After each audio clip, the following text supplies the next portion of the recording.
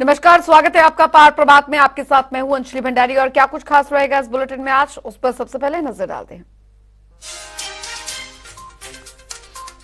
पर्यटकों के हुड़दंग का कहां सामने आया मामला, पुलिस ने लिया क्या एक्शन, कौन थे वो हुड़दंग करने वाले युवक, देंगे खबर का पूरा। हिमाचल में कहां कहां हुई बर्फबारी, कहां बढ़ी लोगों की मुसीबत, कहां मिली लोगों को राहत, खबर की देंगे पूरी अपडेट। कैसे स्वावलंबी बन रही महिलाएं, कौन सी योजना का ले रही लाभ, कितनी महिलाओं को मिला रोजगार, दिखाएंगे पूरी अपडेट। सरकार के विकास के दावे कहां हुए फेल, सड़क सुविधा के अभाव में कैसे जिंदगी की जंग लड़ रहे लोग, दिखाएंगे विस्तार से पूरी खबर। चलिए रुक करेंगे इस बीच आ रही एक बड़ी खबर की ओर। सबसे पहले इस बीच आ रही बड़ी खबर की ओर आपको बता दें तो बड़ी खबर चंडीगढ़ से आ रही है। मनाली हाईवे पर पर्यटकों का हुड़दंग, इस वक्त की बड़ी खबर आपको बता रहे हैं। पर्यटकों ने सरेआम तलवारें लहराई है। ये बड़ी खबर आपको बता रहे हैं, दो गुटों के बीच ये लड़ाई हुई है, इस वक्त की बड़ी खबर। और ये तस्वीरें हम आपको दिखा रहे हैं, तलवारें जो है वो लहराई गई।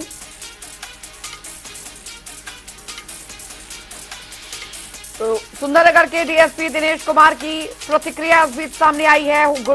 गुंडागर्दी नहीं की जाएगी बर्दाश्त किसी भी हद पर। ये वीडियो यहां पर सामने आई है, देखिए बीच सड़क पर किस तरीके से तलवारें लेकर ये जो शख्स हैं वो हाथ में तलवारें लिए हुए हैं। दो गुटों के बीच ये लड़ाई हुई। पर्यटकों का ये हुड़दंग देखने को मिला। गाड़ी ओवरटेक कर बीच सड़क पर जाम लगा दिया गया। आप तस्वीरों में देख सकते हैं, घटना का वीडियो वायरल हो रहा है। सुंदरनगर के डीएसपी दिनेश कुमार की प्रतिक्रिया कि इस तरीके से गुंडागर्दी जो है वो बर्दाश्त नहीं की जाएगी। पर्यटकों का हुड़दंग यहां पर देखिए, चंडीगढ़ से बड़ी खबर, मनाली हाईवे पर पर्यटकों का ये हुड़दंग देर रात देखने को मिला है। तस्वीरें दिखा रहे, दो गुटों के बीच में लड़ाई हुई है। बड़ी खबर आपको बता रहे हैं, बड़ी जानकारी आपको यहां पर दे रहे हैं। गाड़ी ओवरटेक कर बीच सड़क पर जो जाम है वो लगा दिया गया। इस वक्त की बड़ी खबर, बड़ी जानकारी आपको यहां पर दे रहे हैं। तो गुंडागर्दी बर्दाश्त नहीं की जाएगी। और चलिए रुक करेंगे अगली बड़ी खबर की ओर। बड़ी जानकारी आपको बता दें, धर्मशाला से आ रही है, जहां पर धर्मशाला में पर्यटकों के चेहरे खिले हैं।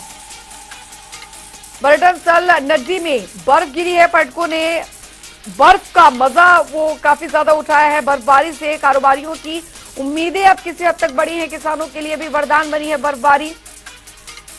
और तस्वीरें हम आपको दिखा रहे हैं किस तरीके से बर्फबारी जो है वो लोगों के लिए काफी ज्यादा फायदेमंद साबित हो रही है। ठीक है, स्नोफॉल ये मतलब फर्स्ट स्नोफॉल है यहाँ का, तो यहाँ पे आके मतलब बहुत अच्छा लग रहा है। और ये जो जगह है आप देख सकते हैं पीछे कितनी मतलब स्नोफॉल हो रहा है यहाँ पे। बाकी मैं कहना चाहूँगा कि जितने भी लोग बाहर से हैं, जैसे पंजाब से या हरियाणा से हैं, सभी यहाँ पे आके स्नोफॉल का लुत्फ उठाएं। उधर हिमाचल में बर्फबारी का दौर जारी है और हर तरफ बर्फ की सफेद चादर बिछ गई है। पहाड़ियों पर भारी बर्फबारी से जहां पर सैलानी बेहद खुश हो गए हैं, वहीं किसानों के चेहरे भी खिल गए हैं। मनाली के तमाम ऊपरी इलाकों में बर्फबारी का दौर जारी है, देखिए रिपोर्ट। हिंदुस्तान का बर्फिस्तान, पहाड़ों ने ओढ़ी सफेद चादर, पर्यटकों के खिले चेहरे, जमी पहाड़ों की रानी। हिमाचल में रुई के फाये की तरह गिरती बर्फ, पेड़ों के तनों और पत्तों पर जमी बर्फ की परत, जमीन पर जमी बर्फ की मोटी चादर। ये तस्वीरें हिमाचल की हैं, जहां पहाड़ों ने बर्फ की चादर ओढ़ ली है। लाहौल स्पीति जिले के लोसर में अटल टनल, रोहतांग पास, कुंजुम पास, बारालाचा, किन्नौर, कुल्लू और चंबा के पांगी, भरमौर में बर्फ की मोटी परत बिछी हुई है। सड़कें और हाईवे ब्लॉक हैं, लेकिन सैलानी, किसान, बागवानी और पर्यटन कारोबारी खुश हैं। करीब 2.5 महीने के बाद मौसम ने ड्राई स्पेल का चक्कर तोड़ा है। पेड़, सड़क, मकान सभी बर्फ से ढक गए हैं। शिमला, चंबा, कुल्लू, किन्नौर, लाहौल स्पीति और मंडी के कई क्षेत्रों का संपर्क कट गया है।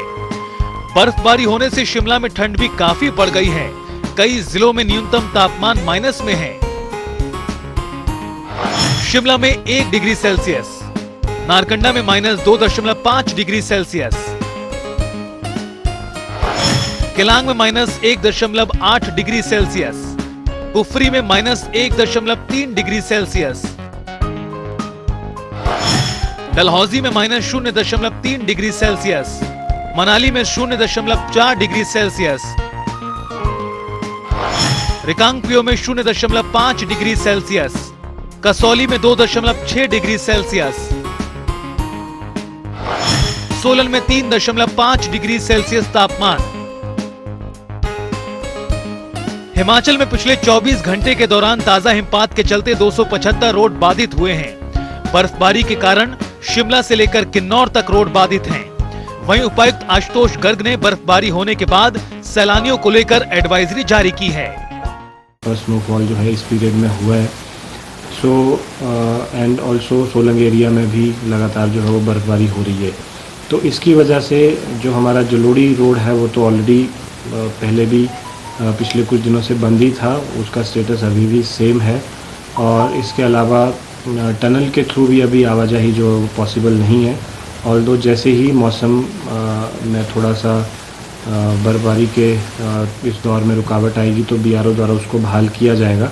लेकिन एज वी स्पीक तो इस समय भी डिसरप्शंस चली हुई हैं, तो इट्स अ डायनेमिक प्रोसेस। हो सकता है अभी कुछ डिसरप्शंस आएँ और साथ ही साथ हमारे विभाग जो है वो लगातार बहाल करने के काम में भी लगे हुए हैं।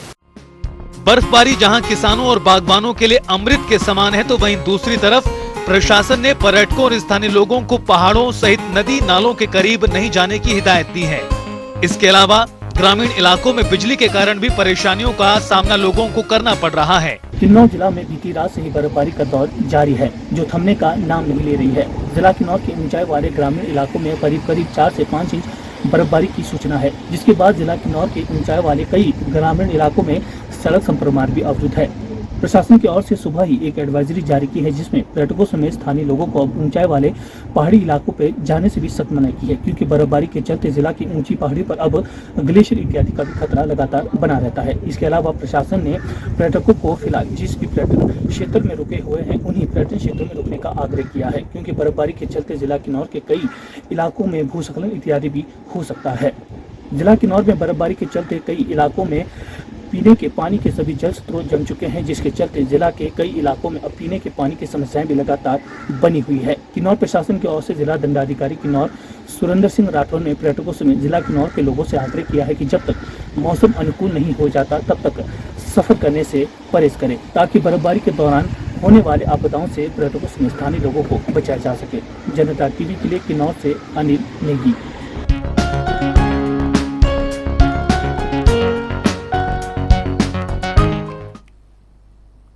उधर शिमला में माल रोड और साथ ही यूएस क्लब ज्वाकू में बर्फ की हल्की सफेद चादर बिछी है। बर्फबारी होने से शिमला में ठंड भी काफी ज्यादा बढ़ गई है। देखिए शिमला से हमारे ब्यूरो चीफ की ये रिपोर्ट। पहाड़ों की रानी शिमला पर एक बार फिर से बर्फबारी का दौर जो है वो यहाँ पर शुरू हो चुका है। तस्वीरें आपको दिखाएं तो सीधा शिमला के ऐतिहासिक रिज मैदान से आप देखें कि हल्की बर्फबारी जो है वो रुक रुक कर सुबह से ही जारी है। बल्कि अगर देर रात की बात करें तो ये कहा जा रहा था, जिस तरह से मौसम विभाग ने भी अनुमान लगाया था कि जो मध्यवर्ती इलाके हैं हिमाचल प्रदेश के और ऊंचाई वाले इलाके हैं यहाँ पर बर्फबारी होगी, और यह अनुमान बिल्कुल सटीक मौसम विभाग का बैठा। और उसके बाद बर्फबारी का दौर जो है वो हिमाचल प्रदेश के तमाम मध्यवर्ती और ऊंचाई वाले इलाकों में जारी है। ताजा बर्फबारी के बाद कहीं ना कहीं तापमान में जो है वो गिरावट यहाँ पर देखी जा रही है, और यही प्रेडिक्शन देखकर, यही अनुमान को देखकर जो टूरिस्ट है वो यहाँ पर पहुंच रहा है, हिमाचल पहुंच रहा है। और ऐसे में एक बार फिर वीकेंड के मौके पर बर्फबारी का होना कहीं ना कहीं पर्यटन व्यवसाय से जुड़े जो लोग हैं उनके लिए भी नई सौगात के रूप में जो है वो सामने आ रहा है। लगभग सभी मध्यवर्ती और ऊंचाई वाले इलाकों में रुक रुक कर बर्फबारी जो है उसका दौर जारी है। तापमान में भारी गिरावट वो भी देखी जा रही है। आने वाले दिनों में मौसम किस तरह का बना रहेगा, क्या इस बर्फबारी को खुशहाली के साथ भी जोड़कर देखा जा रहा है, क्योंकि जो बागवान हैं वो ये कहते हैं कि सेब की फसल के लिए ये एक संजीवनी है, लिहाजा जो चिलिंग आवर है वो पूरे होने चाहिए। कैमरा पर्सन रोशन के साथ विकास शर्मा, जनता टीवी, शिमला।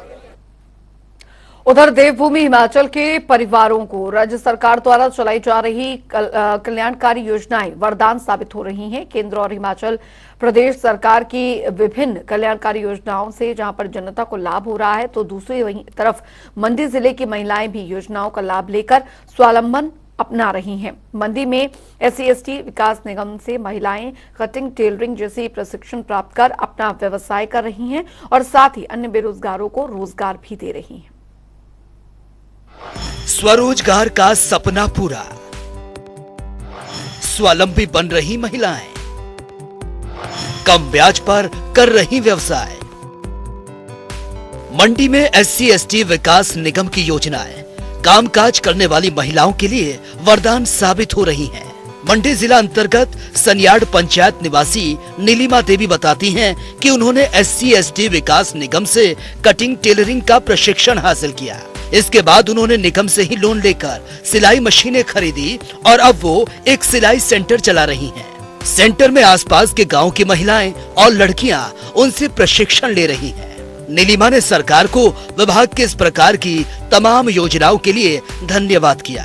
उन्होंने कहा कि आज वो लोगों को रोजगार देने में सक्षम हैं और इसे आगे एक व्यवसाय के रूप में बढ़ा रही हैं। वहीं नीलिमा कटिंग सेंटर में योजनाओं के तहत प्रशिक्षण लेने वाली लड़कियों का मानना है कि एक अच्छी योजना है, इससे उन्हें घर बैठे ही रोजगार मिल रहा है। प्रशिक्षण योजना के अंतर्गत 2021-22 वित्त वर्ष के लिए हमने 35 युवा युवतियों को प्रशिक्षण प्रदान किया था और इस वर्ष 2022-23 के लिए 14 अभ्यर्थियों का प्रशिक्षण जो है वो सहायक प्रबंधक स्तरीय कार्यालय सरकाघाट से चल रहा है और इसी वित्त वर्ष में 30 प्रशिक्षणार्थियों के लिए हमने आवेदन 21 जनवरी तक मांगे हैं जो इसमें अप्लाई कर सकते हैं। तो उनके लिए सुनहरा अवसर है। 21 जनवरी 2023 तक आप अपने आवेदन कार्यालय मंडी में जमा करवा सकते हैं और जिस भी ट्रेनिंग प्रोग्राम में आप भाग लेना चाहते हो, जो भी ट्रेनिंग आप करना चाहते हैं, आप उसमें आवेदन कर सकते हैं।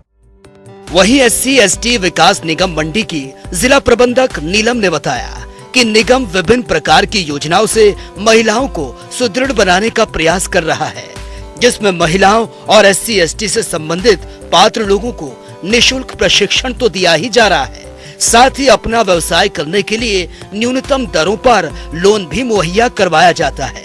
नीलम ने बताया कि बीते वर्ष निगम ने 35 लाभार्थियों को प्रशिक्षण दिया और इस वित्त वर्ष में भी विभिन्न योजनाओं में प्रशिक्षण के लिए निगम ने 21 जनवरी तक आवेदन मांगे हैं।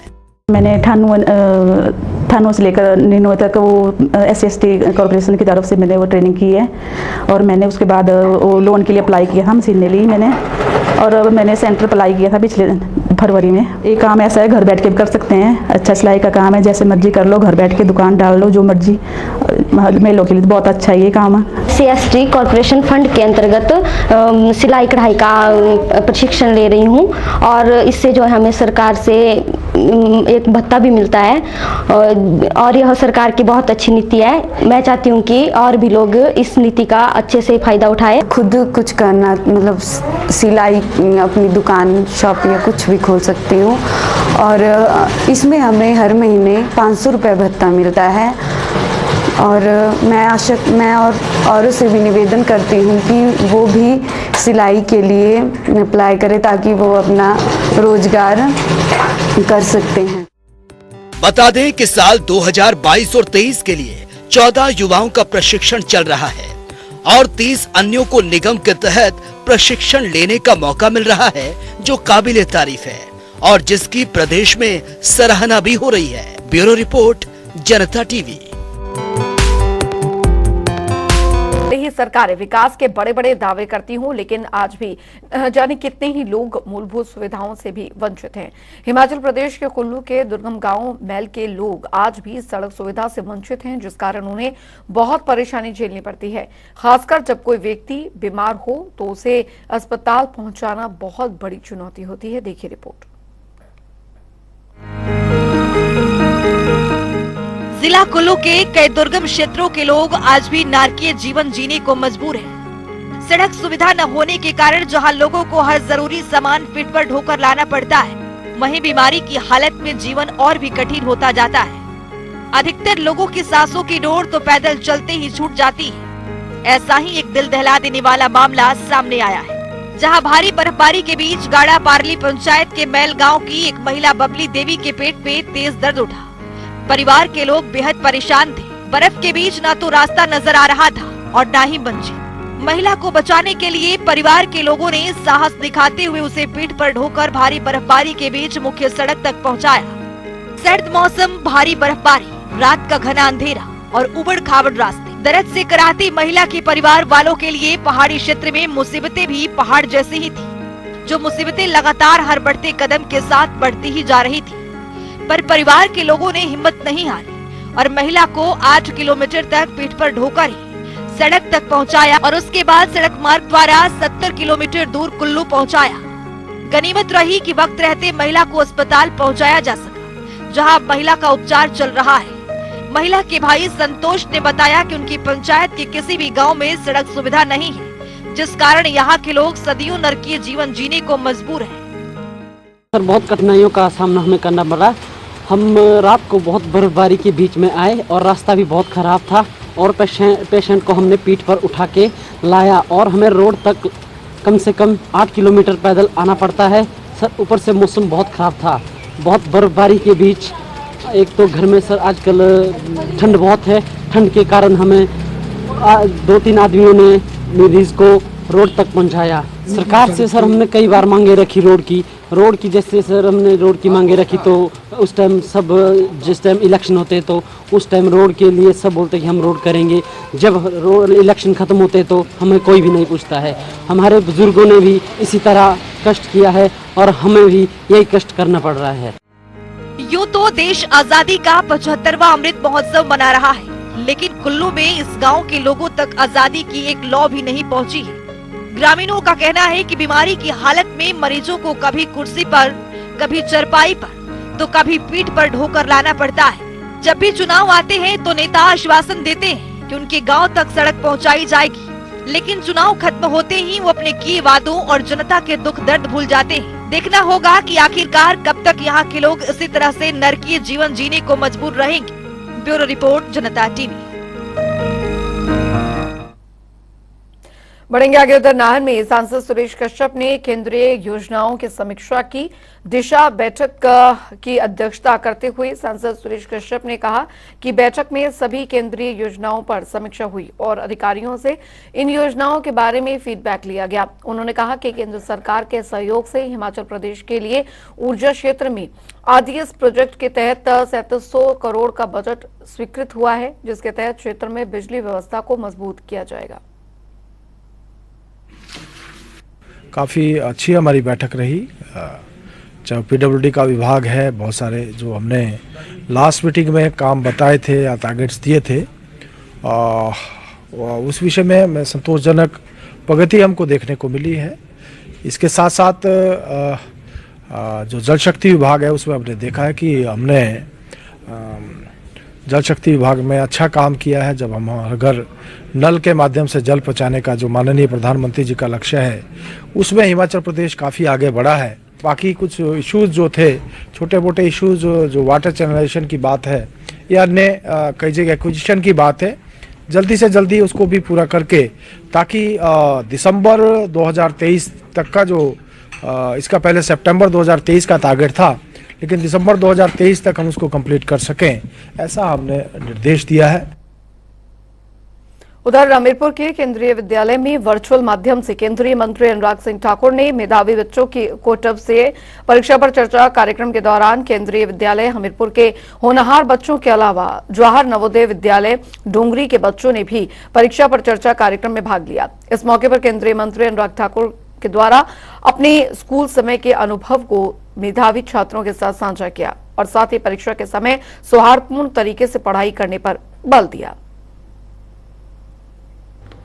इस बार की किताबी परीक्षा पे चर्चा आने वाली है और मैं भी अपने संसदीय क्षेत्र में चाहूंगा कि हर वो स्कूल जहां पे 10th और 12th की क्लासेस हैं, मैं वहां पे कम से कम 1 या 2 बुक्स आप सबके लिए भिजवाऊं, ताकि आप लोग उसको शेयर भी कर सकें, पढ़ भी सकें, या आपके टीचर्स भी उसमें जो कहा गया उसको पढ़ के आपको सुना सकें, ताकि आपको उसकी जानकारी भी मिले और आप भी परीक्षा के तनाव से दूर हो सके। 27 तारीख को प्रधानमंत्री नरेंद्र मोदी जी के कार्यक्रम में जुड़े परीक्षा पे चर्चा मैं चाहूंगा हर स्कूल उससे जुड़े, ताकि हमारी 10वीं और 12वीं के विद्यार्थियों को उसका सबसे ज्यादा लाभ मिल सके। परीक्षा में हुई हमारी एक असफलता को हमारे जीवन भर की असफलता से जोड़ा जाता है। माननीय अनुराग ठाकुर जी ने इसका बेहद बेहतरीन जवाब हमें दिया। मुझे यह बताया गया कि हमारी परीक्षा में हुई एक सफलता हमारी जीवन की असफलता नहीं है। हमारे भारत देश, इवन भारत देश के बाहर भी ऐसे अनेक उदाहरण हैं जो हमें ये सिखाते हैं कि भले उनकी शिक्षा उतनी बेहतरीन ना रही हो, किंतु उन्होंने अपने जीवन में ऐसे कार्य किए जिन्हें हम आज भी सराहते हैं। मेरा माननीय से यह प्रश्न था कि हमें परीक्षा से एक दिन पहले पूरा सिलेबस कंप्लीट करना होता है, तो उसे रिवाइज करने के लिए हमारे ऊपर इतना बर्डन रहता है, तो हमें उसे कैसे दूर करें।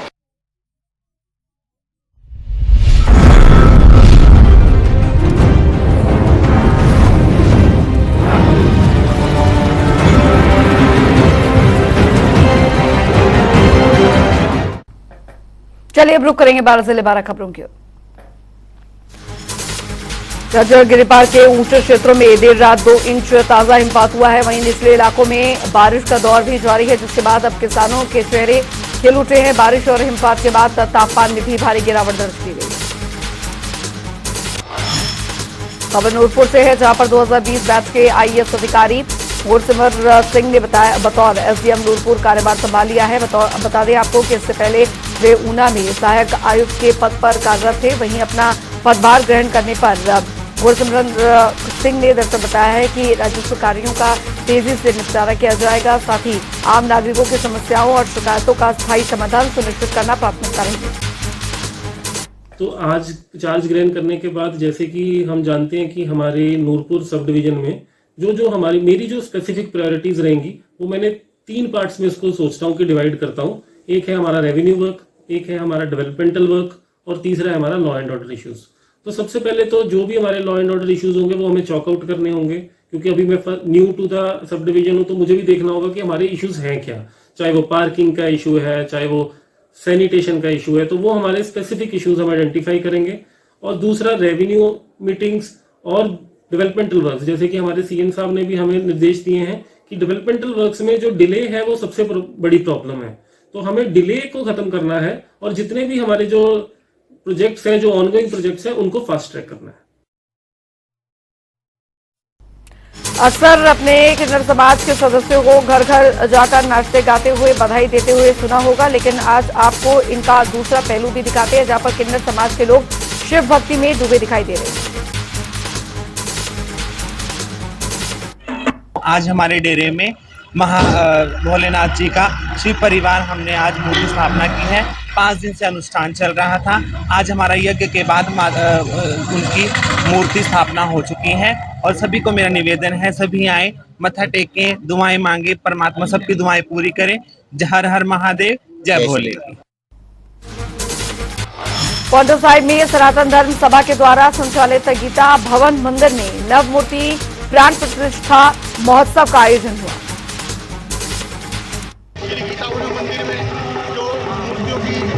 मूर्तियों की शुभ स्थापना की जा रही है, इसके उपलक्ष्य में शोभा यात्रा निकाली जा रही है और लोगों में बड़ा उत्साह है। और इसके कारण जो है हमारा जो मंदिर निर्माणाधीन था आज वो पूरा हो जाएगा और इसके साथ ही पूजा पाठ चलेगा और 26 जनवरी को जाके इसका समापन होगा और सभी जो नगरवासी हैं इससे बड़े उत्साहित हैं और बढ़ करके इसमें भाग ले रहे हैं। नूरपुर कांग्रेस प्रवक्ता सुदर्शन शर्मा ने जसूर में प्रेस वार्ता की, जहां प्रेस कॉन्फ्रेंस में उन्होंने बीजेपी प्रदेश अध्यक्ष सुरेश कश्यप के भारत जोड़ो यात्रा पर दिए बयान को बेतुका बयान करार दिया। राजगढ़ में राष्ट्रीय युवा सप्ताह और स्वामी विवेकानंद जयंती के समापन अवसर पर भाषण प्रतियोगिता और स्लोगन पेंटिंग प्रतियोगिता का आयोजन किया गया। नगर निगम मंदिर में बनी इंदिरा मार्केट की छत सर्दियों की हल्की बारिश से टपकने लगी है। पर हर बार ये जब भी बारिश होती है, माइनर से भी बारिश हो, तो भी पानी मेरी शॉप के अंदर भी और बाहर भी आता है। तो मैं बहुत बार एप्लीकेशन भी दे चुका हूँ बहुत बार उनको मैं बोल भी चुका हूँ, पर उसका कोई वो नहीं आ रहा है। मौका करके तो वो बहुत बार चले गए, पिछले लास्ट ईयर भी मौका करके गए, उससे पिछली बार भी मौका करके चले गए। अभी लास्ट टाइम भी मेरे वहाँ पे थोड़ी स्पार्किंग हुई, तो उसके लिए भी मैंने उनको कंप्लेंट की, बट उनका कोई आगे से कोई रिस्पॉन्स नहीं आया। तो मैं चाहता हूँ भाई जल्दी से जल्दी इस चीज़ का सोल्यूशन निकले। बिलासपुर के रौड़ा सेक्टर में गुरु रविदास मंदिर परिसर में प्रदेश अल्पसंख्यक संयुक्त संघर्ष मोर्चा की बैठक आयोजित की गई। जिनके मकान 2 अप्रैल 2022 को लगभग 100% कट-फट गए थे, इतने जीर्ण अवस्था में आ गए थे वो 4 लेन के निर्माण के कारण, क्योंकि उन्होंने कुछ गलत तरीके से भूमि का कटाव किया, जिससे वो दोनों मकान बहुत बुरी तरह से क्षतिग्रस्त हो गए थे 2 अप्रैल को। उसी दिन इन लोगों ने पंचायत को इन्फॉर्म किया और पंचायत तुरंत मौके पे गई। इन्होंने बाकी प्रशासन को भी सूचना दी इसकी, और प्रशासन भी मौके पे पहुंचा। इतना सब कुछ होते हुए भी सरकार ने, प्रशासन ने इनकी आज दिन तक, लगभग 9-10 महीने हो गए, आज दिन तक इनकी कोई मदद नहीं की।